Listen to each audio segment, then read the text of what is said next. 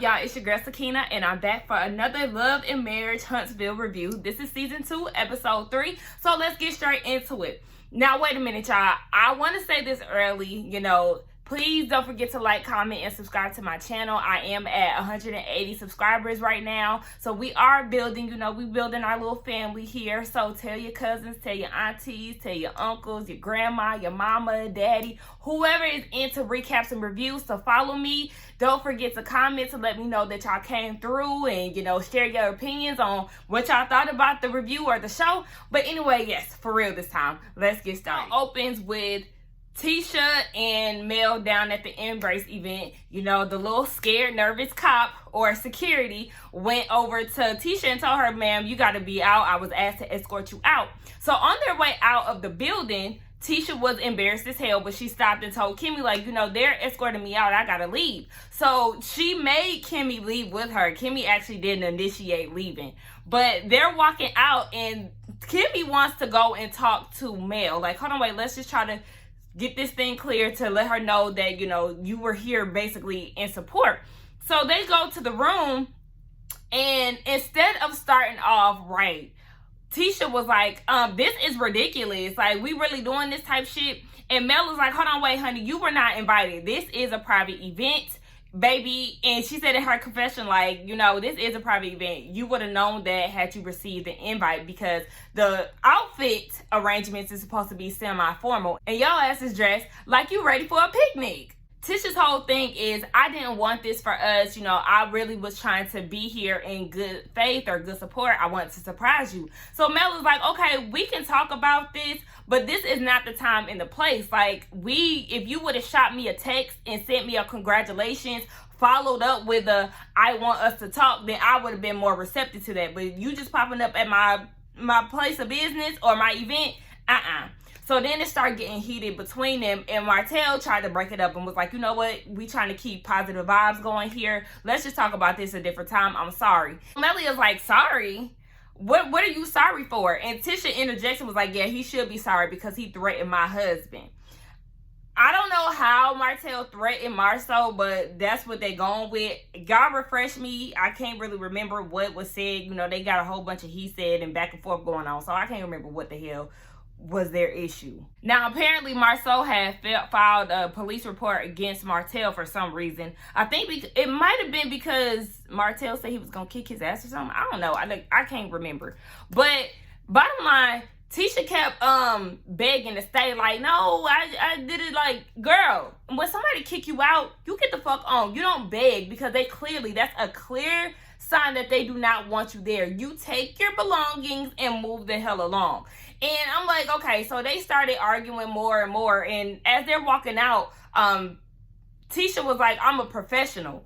Now, she kept saying that she was a professional, and she mentioned this 3 times or 2 times at least. And I'm like, girl, you just got a job and now you want to keep hollering how you professional. Girl, bye. I don't know why that was irritating me. I also forgot to mention that Tisha said that she was upset with Martell because he had been sending her some text messages being rude and shit, so she had to block him. And that's why she isn't really feeling Martell right now. I guess probably because he had made that comment about her booty and her breasts being done. I don't know. So once they leave the building, Melody is like, I'm good, because the team is asking if she okay. And Martell is really, y'all, he is really messy. He was really on some bitch shit for real, because he was like, oh my gosh, that was amazing.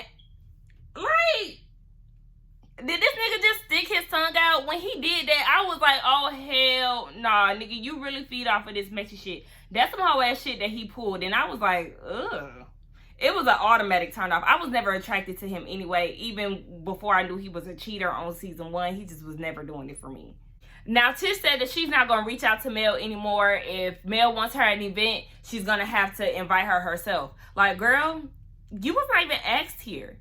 And after she kicked you out, you shouldn't be open to coming to any more of her events unless y'all really decided to put y'all differences aside and there was efforts being shown that y'all was willing to change. But right now, girl, please.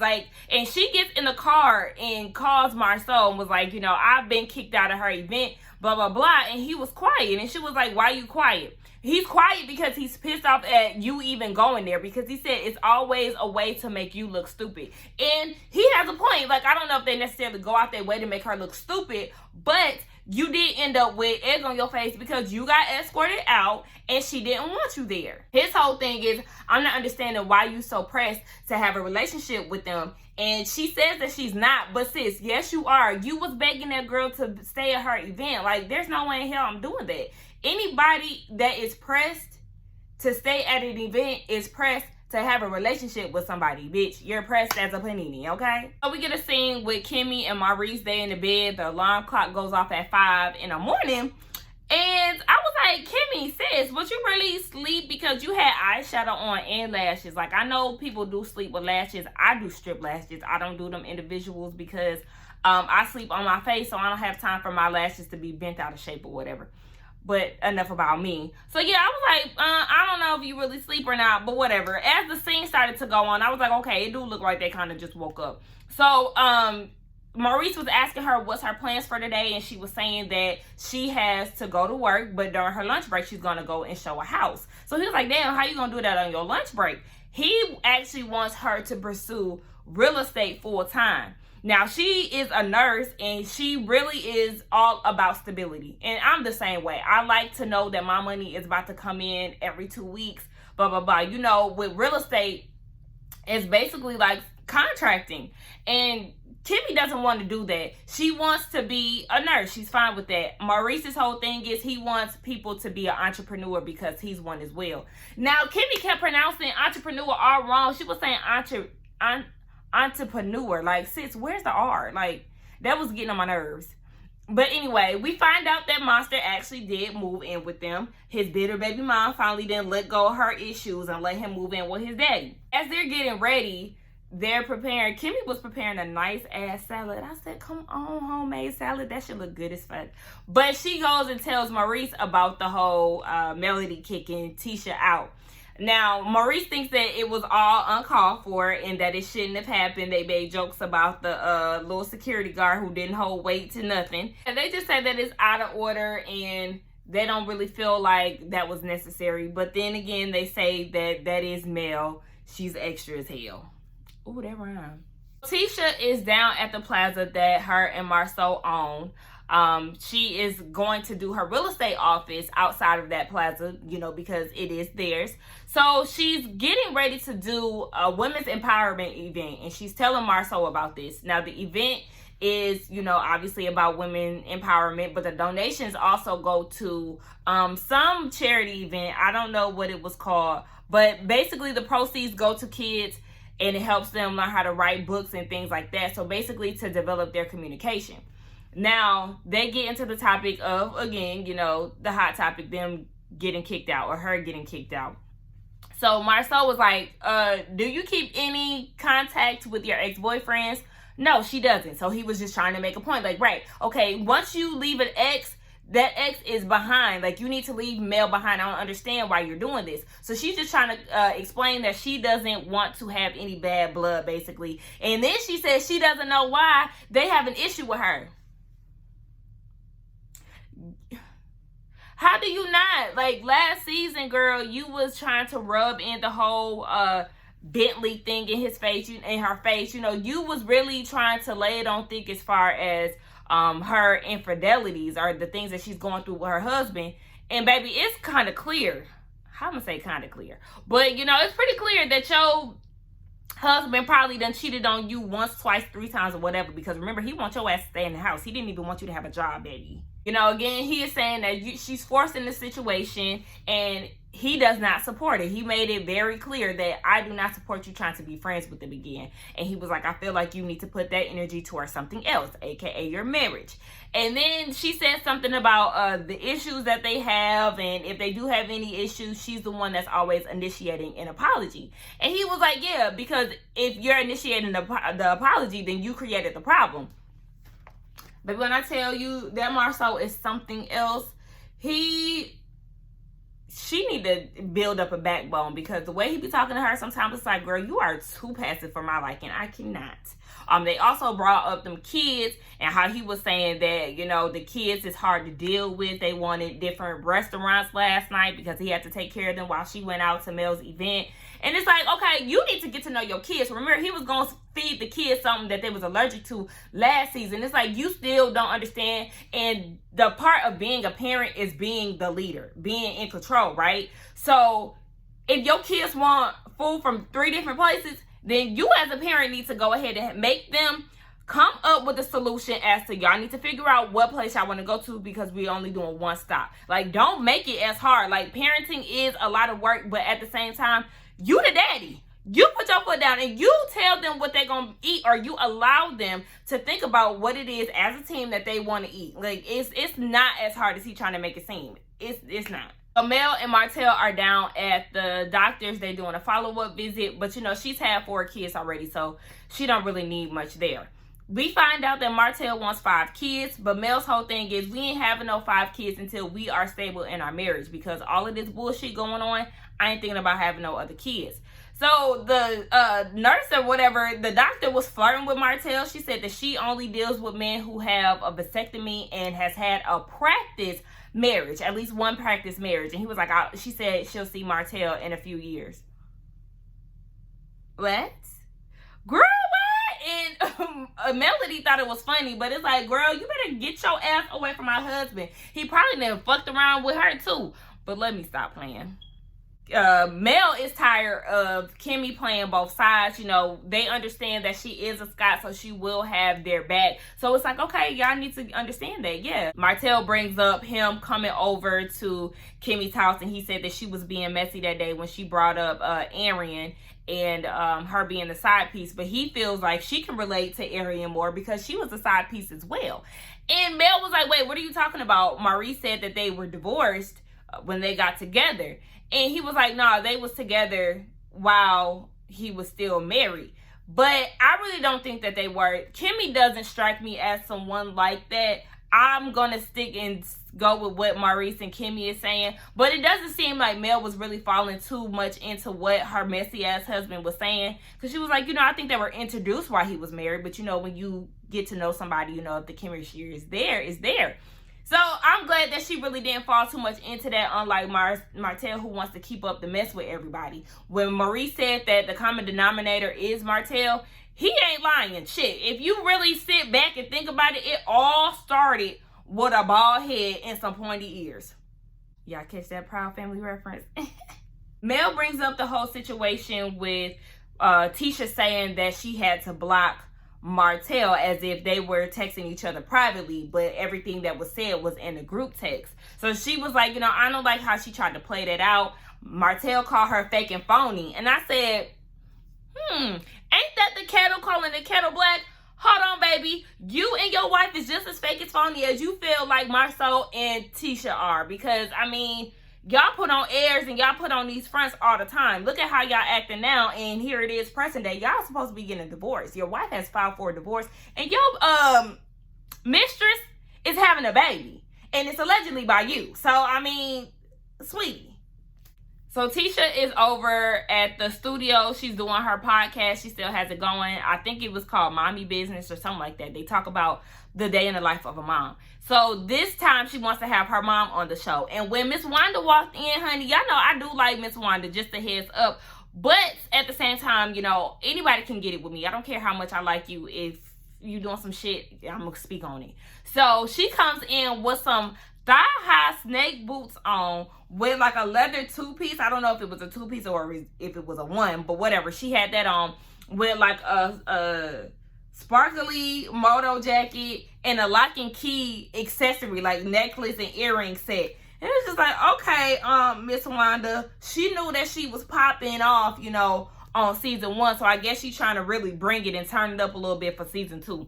All right. So they're talking about the new adjustments that Tisha and Marceau have been making. I guess their kids moved to a different school. Y'all help me clarify if she was saying that they moved to a different place. Did they move to a different place, or they downsized the investment property? Like, I was kind of confused about that because it looked like they were still in the same house, when they was filming later on in the episode. So I'm confused. But yeah, she was just talking about how the things are with her and Marseau. The mom asked how that's going. She said things are doing good, but then she stopped herself and said, no, really, I don't want to use that word because she's still doing a lot of the work. You know, Marceau is doing his thing, and he's a very hard-headed man. So the mom is like, look, you got somebody to work with. I had my 3 kids and I was doing it myself. You just got to stay on Marceau. Tisha doesn't want to do that because she's like, look, I can't make somebody do something basically that they don't want to do. And if Marceau ever decided to step out on the marriage, you know, basically that'll be his decision, and it'll be clear that he doesn't want to be with the family anymore. So that's what led into the whole Mel situation. Miss Wanda brought her up.